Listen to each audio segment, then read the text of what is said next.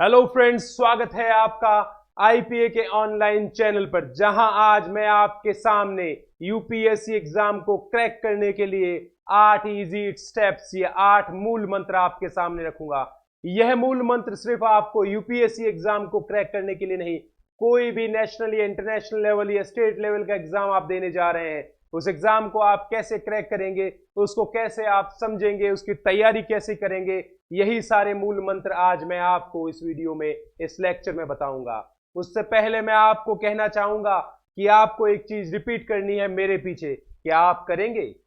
तो रिपीट करिए, yes I can do it. हाँ, मैं कर सकता हूं। यह एक मंत्र है बेटा।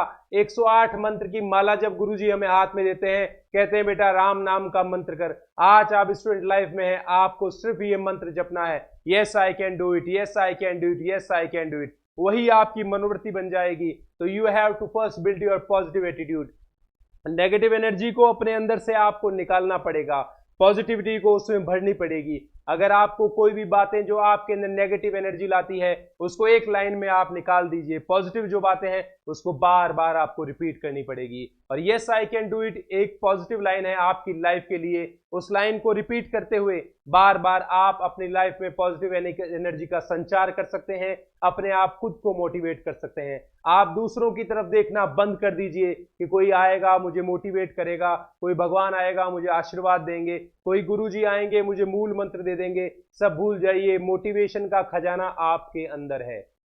जरूरत है आपको उसको पहचानने की, आपको उसको समझने की। हर इंसान को भगवान ने वही बुद्धि दी है, वही सारी समझ दी है। जो इंसान उस समझ को, उस बुद्धि को जो उसके अंदर ऊपर से मिलकर आई है, उसको समझ जाता है, वह इजीली आगे क्रैक कर सकता है हर एग्जाम को। और इसी मोटिवेशन की जरूरत आपको सिर्फ यूपीएससी एग्जाम में नहीं, बाकी एग्जाम्स में नहीं, लाइफ की हर स्टेज पे पड़ती है। तो you have to be on positive attitude first. अपने हौसलों को यह मत बताओ, अपने हौसलों को यह मत बताओ कि आपकी तकलीफें कितनी बड़ी है, अपनी तकलीफों को बताओ कि आपके हौसले कितने बड़े हैं। तो हौसला ऐसा रखिए कि दुनिया आपके हौसले को देख के घबराए, वो एग्जामिनर आपके हौसले को देख के घबराए। यह एक रण मैदान है, एक रण युद्ध है। यहाँ पे एग्जामिनर आपका अपोनेंट है। मान लीजिए कभी आप बॉक्सिंग रिंग में बॉक्सिंग खेल रहे हैं, बॉक्सिंग गेम खेल रहे हैं, तो आप इधर उधर अपना ध्यान नहीं भटका सकते हैं। You have to be your eyes on your opponent. आपको ओपोनेंट पर निगाह रखनी पड़ेगी कि कब वो कौन सा वार करना है, कब आपको बाउट करना है, कब आपको पंच करना है। ये आपको उस हिसाब से डिसीजन लेने पड़ेंगे। तो ये एक तरह का गेम है। अपना हौसला इसमें बना के रखिए, पॉजिटिव एनर्जी रखिए। Yes I can do it जो मूल मंत्र मैंने आपको दिया है, उसे बार बार रिपीट करते रहिए। मुश्किल नहीं है कुछ दुनिया में, तू जरा हिम्मत तो कर। मुश्किल नहीं है कुछ दुनिया में, तू जरा हिम्मत तो कर। ख्वाब बदलेंगे हकीकत में, तू जरा कोशिश तो कर। तो इसी कड़ी में आज मैं आपको यूपीएससी एग्जाम्स के बारे में बताऊंगा। यूपीएससी एग्जाम, जैसा कि आप जानते हैं, यूपीएससी एग्जाम इंडिया का टॉप मोस्ट लेवल का एग्जाम है, सबसे डिफिकल्ट एग्जाम है। इसमें कोई भी अतिशयोक्ति नहीं है। मैं आपको कह दूं कि मेरे इन टिप्स के द्वारा आप इसको इजी बना सकते हो, ऐसा नहीं है। मैं आपको कुछ ऐसे वेज बनाऊंगा कि आप इसको पढ़ने के तरीके को आप इजी बना सकते हो। एग्जाम वैसा ही रहेगा।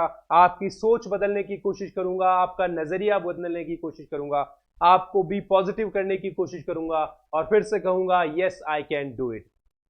इस एग्जाम में जैसा कि आप जानते हैं, कट थ्रोट कंपटीशन है, गला काट प्रतिस्पर्धा जिसको हम हिंदी के अंदर कहते हैं। अगर आप थोड़ा सा चूके तो सामने वाला आपकी जगह लेने के लिए तैयार है। तो आपको 24 आवर्स एक्टिव रहना पड़ेगा, 24/7 to 365 days you have to be active. Limited vacancies निकलती हैं और बहुत सारे एप्लीकेंट्स वहां पर अप्लाई करते हैं। तो ये यूपीएससी का एक जो मानेंगे मूल सिद्धांत क्या है कि बहुत ही डिफिकल्ट एग्जाम है, कट थ्रोट कंपटीशन मिलेगा, लिमिटेड वैकेंसी मिलेगी, इंक्रीज एप्लीकेंट्स मिलेगा। अब आप कहोगे सर आप हमें ये पढ़ा के, ये इतना सा बता के हमें डरा रहे हो। मैं आपको डरा नहीं रहा हूं। मैं ये चीजें आपको बताऊंगा, इन चीजों का सॉल्यूशन भी आगे बताऊंगा कि कैसे आपको आगे अपना मूवमेंट करना है, कैसे आपको अंदर अपनी लाइफ में बाकी चीजें समझनी है, कैसे आपको एग्जामिनेशंस की तैयारी करनी है। उसके बाद में हम आएंगे आपको जरूरत क्या पड़ेगी। ये सब चीजें हैं आपकी यूपीएससी में। आपको जरूरत पड़ेगी टाइम मैनेजमेंट की, यानी कि समय सबके पास है। इंसान को 24 घंटे सबको मिले हैं, आपको भी मिले हैं, आपके पड़ोसी को भी मिले हैं, मुझे भी मिले हैं। इस दुनिया में सबको भगवान ने एक दिन में 24 घंटे दिए हैं। ऐसा नहीं कि किसी को 22 मिल गए, किसी को रिजर्वेशन है उसको 20 घंटे मिल गए, ऐसा नहीं है। सबको 24 घंटे मिलते हैं। उन 24 घंटों का आप कैसे उपयोग कर पाते हैं, कैसे आप उन 24 घंटों को अपने हिसाब से डिवाइड करेंगे, डिवाइड करते हुए मैक्सिमम या प्रॉपर यूज उन 24 आवर्स का आप कैसे करते हैं। फोकस्ड एंड स्ट्रक्चर्ड रूटीन होना चाहिए आपका। आपका फोकस हमेशा वन एम्ड फोकस होना चाहिए। आपको मालूम होना चाहिए कि I am trying to go for UPSC examinations, मुझे इस समय और कोई चीज अपने दिमाग में नहीं रखनी है, तो आप इस चीज को क्लिक कर सकते हैं। फोकस रखते हुए अपना आप रूटीन डिसाइड करिए, अपना एक स्ट्रक्चर्ड पैटर्न अपने दिमाग में डिसाइड करिए कि मुझे इस फोकस को, इस टारगेट को अचीव करने के लिए किस तरीके से कार्यवाही करनी है, किस तरीके से अपना सारा गेम प्लान तैयार करना है। और उसके लिए सबसे बड़ी बात है, आपके पास एक गुरु होना चाहिए, एक मेंटोर होना चाहिए, प्रॉपर गाइडेंस आपके पास होनी चाहिए। बिना गाइडेंस के आप रास्ता भटक जाएंगे दोस्तों। मान लीजिए आप कभी अजमेर से जयपुर जाने के लिए निकले हैं, आपने मेरे जैसे किसी आदमी को पूछ लिया किशनगढ़ में कि भाई साहब जयपुर जाने का रास्ता कहाँ है, और मैंने आपको जयपुर की बजाय रास्ता मोड़ दिया हनुमानगढ़ वाला, तो आप क्या सही रास्ते पर, सही जगह पे पहुंच पाएंगे? इसीलिए कहा जाता है कि प्रॉपर गाइडेंस की जरूरत होती है। सही गाइडेंस, सही समय पे जो गाइडेंस दी जाती है उसे प्रॉपर गाइडेंस कहते हैं। तो आप प्रॉपर गाइडेंस के द्वारा आप इजीली अपने लेवल को अचीव कर सकते हैं। फोकस को मेन रखना, एम फोकस रखना, वो आपकी जिम्मेदारी है। मान लीजिए आप, फिर से एग्जांपल दूंगा, बॉक्सिंग का गेम खेलने जा रहे हैं। बॉक्सिंग खेलते खेलते सामने अपोनेंट और आप दोनों बॉक्सिंग लड़ रहे हैं। सामने से एक बहुत ही खूबसूरत लड़की आ गई दर्शक दीर्घा में, आपने अपना ध्यान बटा लिया, तो भैया एक ही बॉक्सिंग में तुम्हें सामने वाला अपोनेंट कर देगा चित। उस गेम को तो आप हार ही जाओगे। लड़की क्या देखेगी, इस लड़के को लड़ना आता नहीं है। और आपने अपना जैसे ही फोकस थोड़ा सा खोया, अपना ध्यान जैसे ही भटकाया, you are out and the opponent is in. तो ये समझिए, एक छोटा सा एग्जांपल था आपको समझाने के लिए। First of all you have to do is you have to set your target, यानी कि आपने एम डिसाइड कर लिया कि मेरा एम है यूपीएससी क्रैक करना, तो वो आपका टारगेट हो गया। अब टारगेट डिसाइड करने के बाद आपको उसमें एफर्ट्स देने होंगे। कई लोग होते हैं टारगेट डिसाइड कर लिया, उसमें एफर्ट्स नहीं दे पा रहे हैं। अगर आप एफर्ट्स नहीं देंगे तो आप उसको अचीव नहीं कर सकते हैं। हर आदमी एक्सक्यूजेस देता रहता है, अरे यार मैं क्या हुआ, एग्जाम के 2 दिन पहले मैं बीमार हो गया तो मैं वो क्रैक नहीं कर पाया, अरे यार मैं फलाने आदमी की शादी थी तो मुझे वहां जाना पड़ गया, नहीं तो मैं एग्जाम क्रैक कर। एक्सक्यूजेस से लाइफ नहीं चलती है सर। ये आपको एक वन टाइम अपॉर्चुनिटी लाइफ में मिलती है। एक्सक्यूजेस देने के लिए आपके पास पूरी जिंदगी है, बहाने बनाने के लिए आपके पास पूरी जिंदगी है। मैं एक कहूंगा स्टूडेंट के पास क्या है, आज मान लीजिए मेरे हिसाब से आज 70-80% पेरेंट्स अपने बच्चों को क्या चाहते हैं कि बहुत उन्हें सहूलियत भरा मैं माहौल दूं, क्या मेरे पास है वो ज्यादा से ज्यादा चीज मैं अपने बच्चों को दे पाऊं। लेकिन हम लोग एक्सक्यूजेस देते हैं, पापा ने मुझे उस फलाना इंस्टीट्यूट में एडमिशन नहीं दिलाया। ऐसा नहीं करना है। आपके पास जो रिसोर्सेज है उन्हीं रिसोर्सेज को यूज करते हुए, अपने टारगेट को सेट करते हुए, अपने टारगेट को पूरी तरह समझते हुए, आप उसमें एफर्ट्स देते हुए, समय की कीमत को समझते हुए अपने टारगेट को पूरा करने की कोशिश कीजिए। Understand the opponent. फिर मैं एग्जांपल दूंगा आपको बॉक्सिंग के गेम की, या मैं कह दूं क्रिकेट के गेम की। मान लीजिए आप बैटिंग कर रहे हैं, सामने से बॉलर है, आपका फास्टर बॉलर है। अगर आप उस बॉलर को समझ पाएंगे कि ये बॉलर इन स्विंग डालेगा कि आउट स्विंग डालेगा, तो आपको इजीली उस बॉलर की बॉल को आप प्ले कर सकते हैं। अगर आप समझ नहीं पा रहे, आप आउट स्विंग के लिए खेल गए, इन स्विंग आएगी तो आपका गिल्ला या डंडा बाहर हो जाएगा। तो वही चीज आपको इसमें लागू होती है। आपको अपने अपोनेंट को समझना पड़ेगा। यहां पे आपका अपोनेंट है एग्जामिनर। एग्जामिनर आपके सामने गुगली डालेगा आपके सिलेबस में, यानी कि जो सिलेबस है, जो बाहर जो सारांश है, आपका समरी है, वो सब सिलेबस में है। तो आपको सबसे पहले अपने सिलेबस को समझना पड़ेगा। उसके अंदर जो बुक्स, आपको कौन से टॉपिक्स लेने हैं उनको समझना पड़ेगा। आपको एक प्लान बनाना पड़ेगा, एक रोड मैप तैयार करना पड़ेगा कि आपको अपनी तैयारी कब शुरू करनी है। अब क्या एक्चुअली क्या होता है, अगर किसी के मन में तैयारी करने की जगह ना हो ना, टारगेट सब सेट कर लिया, तैयारी के लिए क्या होगा, अरे यार जनवरी चल रहा है, अभी तो यार न्यू ईयर आया है, थोड़ा दिन बाद में तैयारी करो। फरवरी, अरे यार अभी तो वैलेंटाइंस डे है, गर्लफ्रेंड के पास जाना, बाद में करें। अरे मार्च, अभी तो मार्च एंडिंग है यार, बाद में करेंगे। अप्रैल में, अरे यार ईयर स्टार्टिंग है। मतलब हर बार आप नए नए बहाने बना रहे हैं। तो ऐसे बहाने ना बनाएं और एक प्लान डिसाइड करिए, एक सेट करिए, एक रोड मैप कि मुझे इस रोड मैप से चलते हुए इस रास्ते से मुझे यहाँ पहुंचना है। उसके बाद में हमेशा प्लान्स छोटे छोटे बनाइए, जिससे उनको रिव्यू करने में आपको आसानी रहती है। 5 दिन का प्लान, 7 दिन का प्लान बनाइए, फिर हर वीकली आप संडे को बैठ के उस प्लान को पूरा रिव्यू कीजिए। टाइम मैनेजमेंट, जैसा कि शुरुआत में मैंने आपको बताया, हर व्यक्ति के पास 24 घंटे हैं, उस 24 घंटे का प्रॉपर यूटिलाइजेशन आप कैसे करते हैं, आपका सेल्फ डिसिप्लिन कैसा है, वह सारी चीजें आपको इस पर लागू होती है। सेल्फ डिसिप्लिन, मान लीजिए सुबह आपने 5 बजे का अलार्म भर लिया पढ़ने के लिए, 5 बज गए, उसको फिर अपने स्नूज किया, फिर 5 फिर 5 10 5 ऐसा करते करते 6 बज जाते हैं। सुबह मालूम पड़ता अरे यार 7 बज गए, उठो उठो भागो भागो। तो this is not your time management. You have to devote your time while you are studying. तो आपको कोई यहाँ कहने के लिए नहीं आएगा। मान लीजिए पिताजी को आपने बोल दिया, माताजी को आपने बोल दिया मुझे आप 5 बजे उठा दीजिएगा, उन्होंने तो बेचारे उठा दिया, आप कमरा बंद करके बैठ गए, वो सोच रहे हैं पढ़ रहे होंगे, आप रजाई ओढ़ के फिर से सो रहे हैं। तो वह चीज आप अपने आप खुद के साथ चीटिंग कर रहे हैं, किसी दूसरे के साथ नहीं। तो सेल्फ डिसिप्लिन की सबसे बड़ी जरूरत होती है। फिर you have to select the books and study material. देखिए सर, वास्ट मटेरियल है, यूपीएससी बहुत ही वास्ट स्टडी मटेरियल है, बहुत ही ब्रॉड सिलेबस है, इसमें सैकड़ों हजारों किताबें हैं। आप रोज पिताजी को कहिए पापा लो 1000 रुपए दीजिए मैं किताब लाता हूँ, आप किताबें ला ला के अपना कमरा भरते जा रहे हैं, लास्ट में मालूम पड़ा आपकी खुद के बैठने की जगह वहां पे नहीं रहती है। तो ऐसा नहीं करना है आपको। पाइल ऑफ द बुक्स आपको बिल्कुल इकट्ठी नहीं करनी है, सिर्फ आपको सेलेक्टेड बुक्स स्टडी करनी है। कौन सी बुक, आप मान लीजिए आप आर्ट्स के स्टूडेंट हैं, आर्ट्स आप पढ़ते आ रहे हैं फर्स्ट ईयर में, आज आप किसी से ज्ञान लेने जाते हैं, सर मैं कौन सी बुक पढ़ूं? अरे भाई, आपसे बेवकूफ इंसान इस धरती पे ऐसा कोई नहीं है। और मैं ये जानता हूं, अगर आप यूपीएससी की तैयारी का टारगेट अपने दिमाग में सेट किया है तो आपसे बुद्धिमान इंसान इस दुनिया में कोई नहीं है। जरूरत है सिर्फ आपको प्रॉपर जो सिस्टम मैं आपको बता रहा हूं उस सिस्टम को फॉलो करने की। ये देखिए, टारगेट द कस्टमर, सिलेबस और टाइम मैनेजमेंट, यानी कि टाइम को आप अपने पीसेस में डिवाइड करिए, अपने इंटरेस्ट के हिसाब से डिवाइड करिए। मान लीजिए आपको आज के दिन में 4 सब्जेक्ट पढ़ने हैं, 2 सब्जेक्ट आपके इंटरेस्ट के हैं, 2 बिना इंटरेस्ट के हैं, तो आप उनको पहले एक इंटरेस्ट वाला पढ़िए, फिर बीच में नॉन इंटरेस्टेड डालिए, फिर इंटरेस्ट, फिर नॉन इंटरेस्टेड। टाइम मैनेजमेंट को आप ऐसे भी डिवाइड कर सकते हैं। कोई भी व्यक्ति आज किसी से पूछने जाओ, आप किसी को भैया कितना पढ़ूं, अरे बहुत पढ़ भैया 12-14 घंटा पढ़, क्या पढ़ सकते हैं आप? तो आप प्रैक्टिकल चीजों पे जाइए। आप ये मत सोचिए कि मैं क्या कहता हूं, दूसरा क्या कहता है, खुद के दिमाग में मैंने जो बातें कही है उन्हें एवेलुएट कीजिए। आप आधा घंटा पढ़िए, 1 घंटा पढ़िए, लेकिन फुल ऑन एनर्जी से पढ़िए। कई लोग कहते हैं आप सुबह 5 बजे उठ के पढ़िए, कुछ 4 बजे उठ के पढ़िए, लेकिन आप कंफर्टेबल हो, जैसा कि आपको बॉडी सूट करती है उसी लेवल से आप पढ़ने की कोशिश कीजिए। दूसरों के कहने पर ना जाइए, सुनो सबकी, करो मन की। इसीलिए मैं आपको कहना चाहूंगा कि अपने हिसाब से टाइम को आप मैनेज कीजिए। किसी को दिन में पढ़ना अच्छा लगता है, किसी को रात में पढ़ना अच्छा लगता है, कोई मान लीजिए सुबह जल्दी उठ के पढ़ता है, कोई दोपहर में पढ़ता है। हर आदमी की अलग अलग अपनी स्टडी लेवल होता है, लेकिन अपने कंफर्ट लेवल में जाके पढ़िए, जहां आपका दिमाग की ग्रेस्पिंग पावर सबसे ज्यादा बढ़ती है, उस लेवल पे जाके आप पढ़ने की कोशिश कीजिए। और मैं आपको कहूंगा, आप मुझे कहेंगे डर लगता है सर, डर तो लगेगा सर, नेचुरल, आप एक इंसान है, मुझे भी लगता है आपके जैसे। आप अपने पेरेंट्स से पूछिए, आज बॉस के सामने जाते डर लगा, वो भी कहेंगे यार डर लगा। डर एक नेचुरल फिनोमेना है, फियर आपको लगेगा, fear is a natural phenomena, लेकिन उस फियर को आप कंस्ट्रक्टिव तरीके से यूज करिए। फियर लगा आपको, क्या लगा? मुझे फियर लगा हिस्ट्री में मैं फेल हो जाऊंगा, तो आप उसको कंस्ट्रक्टिव लेवल की यूज किए, अपने माइंड के साथ खेलिए। सर क्या है, आपका माइंड एक बेकाबू घोड़ा है।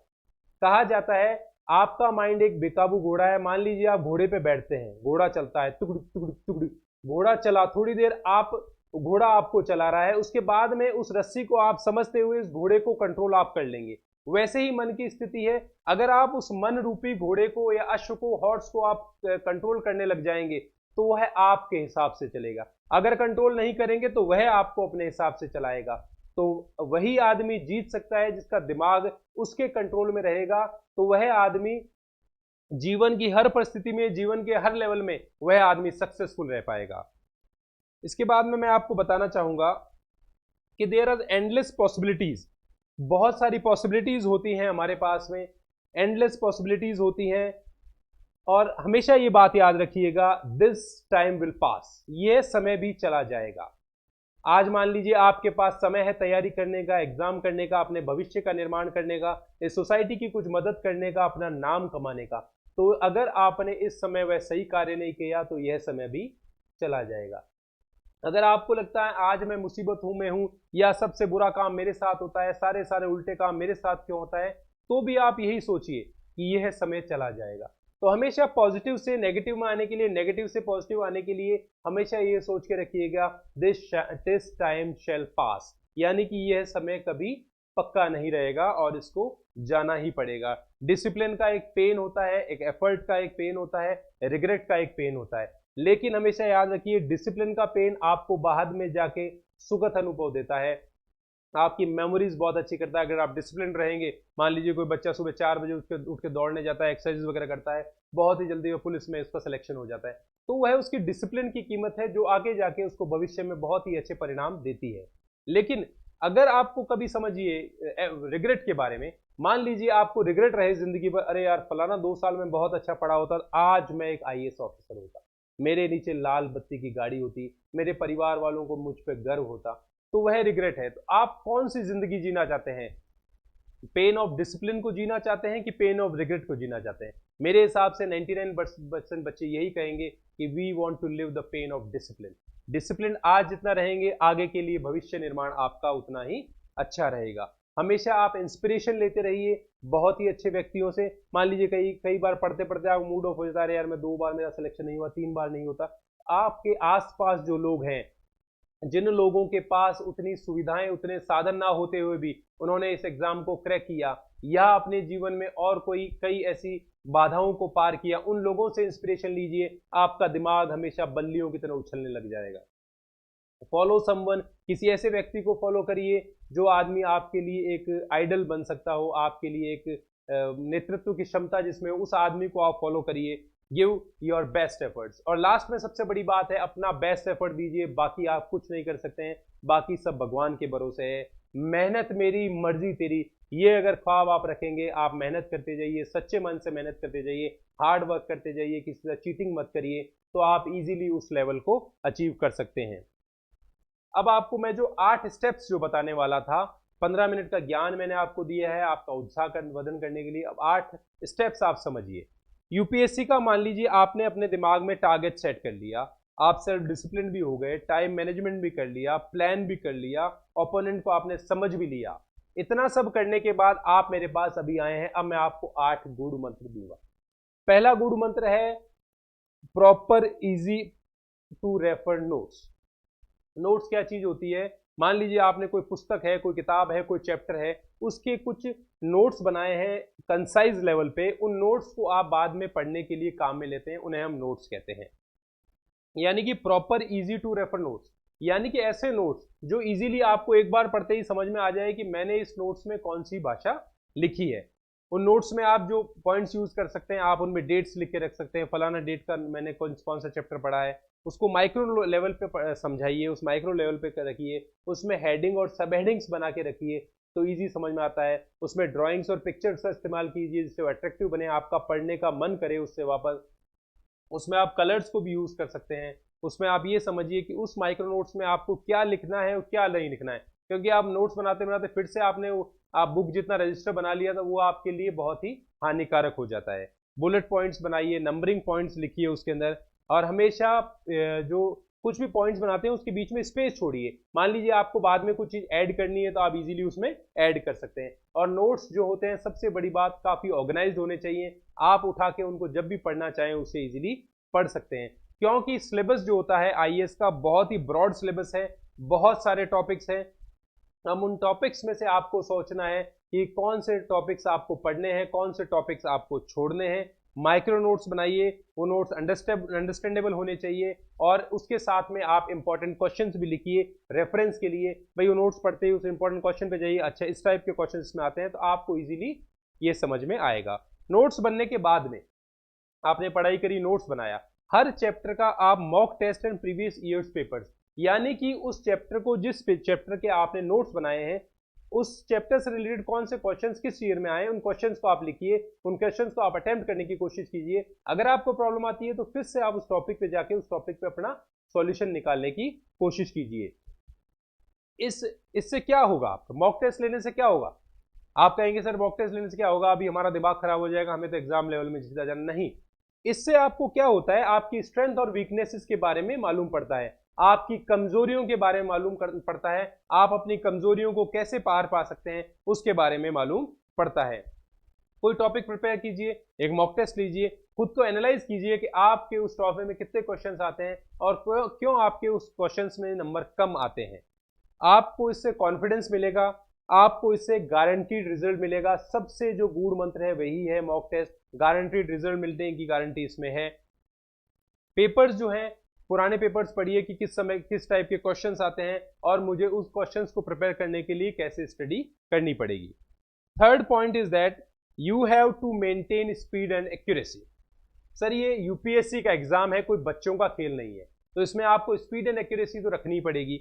मान लीजिए कई बार आपने देखा है, आप नट नटनी का खेल देखा हो, अभी मैं आपको पिक्चर भी दिखाऊंगा, जिसमें एक नट या नटनी जो होती है, एक दो पिलर्स बंधे हुए हैं, उस रस्सी पे चल रही है। अगर वह उस समय स्पीड एंड एक्यूरेसी नहीं रखेंगे चलने में, तो या तो इधर गिर जाएंगे या उधर गिर जाएंगे। तो you have to be accurate on your every step, यानी कि आपको अपना हर कदम, जैसे जिंदगी में, आज नहीं जिंदगी का भी ये गूढ़ मंत्र है, जिंदगी में भी अपनी स्पीड से और अपनी एक्यूरेसी से अपना कदम रखना पड़ेगा। इसके लिए आपको क्या करना पड़ेगा सर? इसके लिए आपको you have to do time management. जैसा आप मैंने आपको बताया, अपने टाइम को मैनेज करना पड़ेगा कि किस स्पीड से, कितने घंटे में, कितने आवर्स में, कितने मिनट्स में, कितने दिन में मुझे फलानी पुस्तक या फलाना चैप्टर मुझे कंप्लीट करना है। और एक्यूरेसी कितनी होनी चाहिए, आपको मालूम होना चाहिए कि मैं I am accurate on this answer और नॉट, क्योंकि यूपीएससी में नेगेटिव मार्किंग होती है।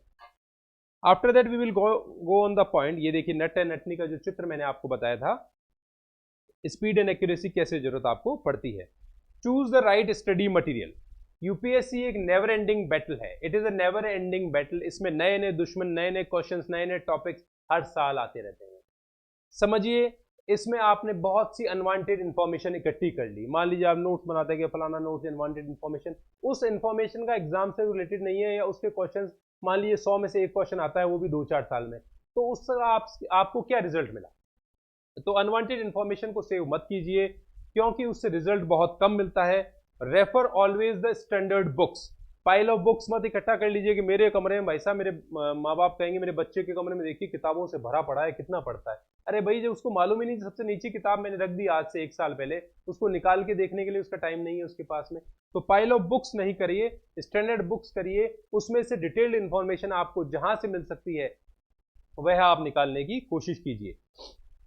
हमेशा रिलेवेंट मटेरियल पढ़िए, अनरिलेवेंट मटेरियल की तरफ मत जाइए, क्योंकि आपको पीएचडी नहीं करनी है, आपको सिर्फ एग्जाम क्रैक करना है। उस एग्जाम से रिलेटेड चीजें आप पढ़िए। कहीं आपको इतिहास को लेके बैठ गए, भाई उसको खोदते गए, ऐसा क्यों हुआ, ऐसा क्यों नहीं हुआ, उस इतिहासकार की पढ़ो, उस इतिहासकार, तो आप मतलब इतिहास में घूम के रह जाएंगे, तो बाकी आप टॉपिक्स कब कवर करेंगे?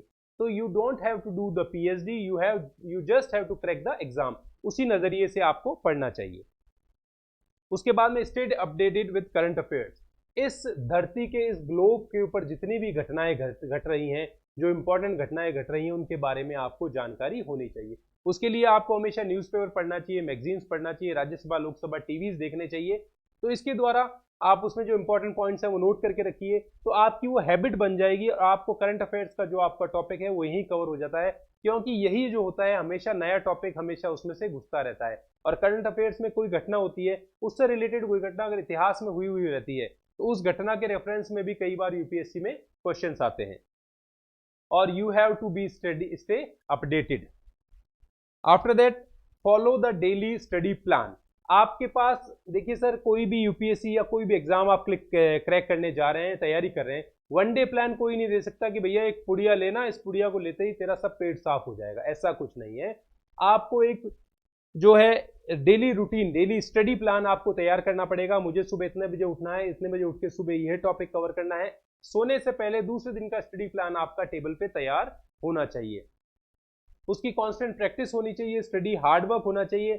अनवांटेड स्ट्रेस इससे दूर होता है, आपका अनवांटेड स्ट्रेस को दूर रखना चाहिए। Plan your fits your day. जो प्लान आपका डे को फिट करता है, मान लीजिए आप जॉब कर रहे हैं, आपको मैं कह दूं सर दिन में 3 से 4 बजे पढ़ेंगे तो आपकी जो तैयारी पूरी हो जाएगी, आपकी मतलब सक्सेस गारंटीड है। तो ऐसा हो नहीं सकता, क्योंकि आप 3 से 4 ऑफिस में रहेंगे, नहीं तो बॉस आपको बाहर निकाल देगा। तो आपका जो प्लान आपके हिसाब से फिट करता है, आपके रूटीन के हिसाब से फिट करता है, आपके दूसरे कार्यों को पूरा करते हुए उसी तरीके से आप अपना प्लान तैयार करेंगे।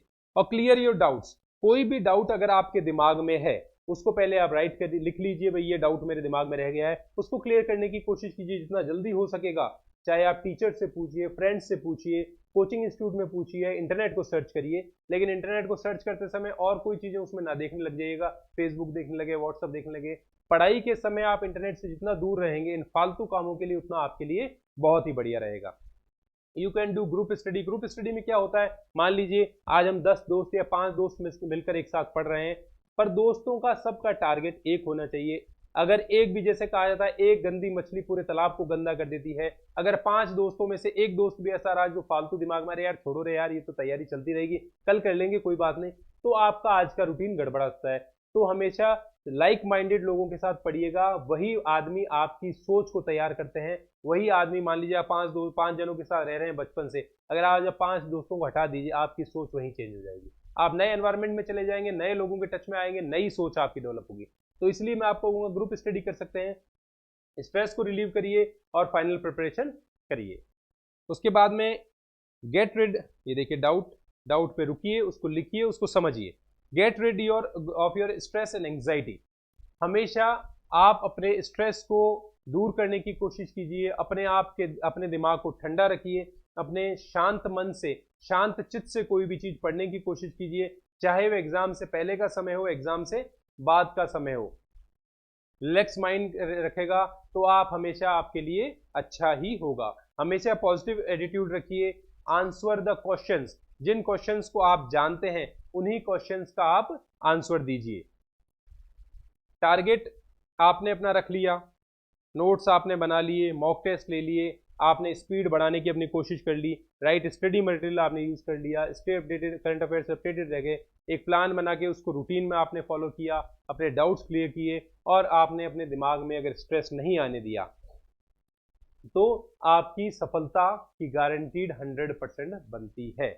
और इसके लिए आपको, मान लीजिए कई बार क्या होता है, आपका फोकस इधर से उधर शिफ्ट होता है, उस फोकस को एक जगह रखने के लिए आपको योगा या मेडिटेशन ऐसी प्रैक्टिस भी करनी चाहिए 10-15 मिनट, या आपका कोई हॉबीज हो उसमें भी आपको समय देना चाहिए। तो मुझे सुबह आधा घंटा एक्सरसाइज करनी है, अपनी बॉडी को फिट रखना है, तो ये सारी चीजें रखना चाहिए। और आप सिर्फ अपने संसाधनों पर भरोसा करिए। आप ये कोशिश मत करिए कि यार पड़ोसी के पास क्या है, पड़ोसी टैब लेके आ गया, वो लैपटॉप लेके आ गया, मेरे पास नहीं है, मैं कैसे तैयारी करूंगा, ऐसा नहीं है। आपके पास जो है उन्हीं संसाधनों का, उन्हीं रिसोर्सेज का भरपूर उपयोग करते हुए आप अपने लाइफ में निरंतर प्रयास करते रहिए और आपको सफलता जरूर मिलेगी। लेकिन मैं आपको एक बात बताऊं, यूं ही नहीं मिलती है राहों को मंजिल, यूं ही नहीं मिलती है राहों को मंजिल, एक जुनून सा दिल में जगाना होता है। यूं ही नहीं मिलती है राहों को मंजिल, एक जुनून सा दिल में जगाना होता है।